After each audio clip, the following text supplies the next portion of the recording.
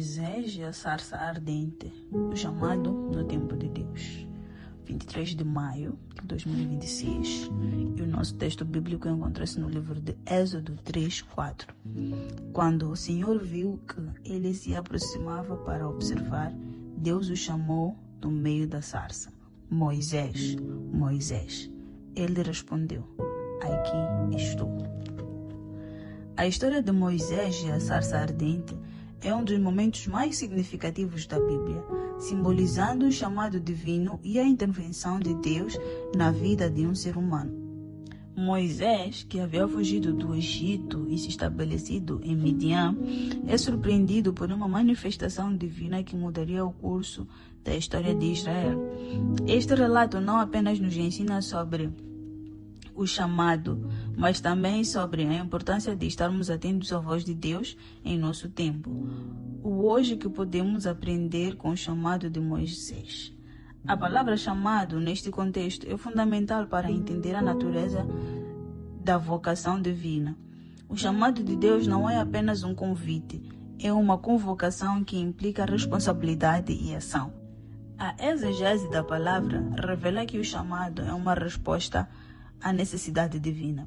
Deus escolhe pessoas específicas para realizar os seus propósitos. O chamado de Moisés não foi apenas para libertar os israelitas, mas também para estabelecer uma relação pessoal com Deus. Em seu livro de Êxodos, A Study in Biblical Theology, Douglas enfatiza que o chamado de Moisés representa não somente uma missão divina, mas também um processo transformador na vida do escolhido, e argumenta que a experiência da sarça ardente simboliza a santidade de Deus e a sua disposição em revelar-se ao ser humano. Ele destaca que Moisés estava em um estado de fuga e confusão, mas Deus o encontrou ali e o chamou para um propósito maior. O significado do fogo na sarça ardente também é digno de nota. O fogo representa a pureza e o poder de Deus. Embora a sarça estivesse queimando, ela não se consumia, simbolizando a presença constante de Deus em meio às dificuldades. Assim como Moisés teve de remover as suas sandálias ao se aproximar da sarça ardente, somos chamados a reconhecer a santidade de Deus em nossas vidas e responder ao seu chamado com reverência. Uma experiência inspiradora que reflete o chamado divino é a história de Malala. Em 2012, Malala foi alvo de um ataque por defender o direito à educação de meninas no Paquistão.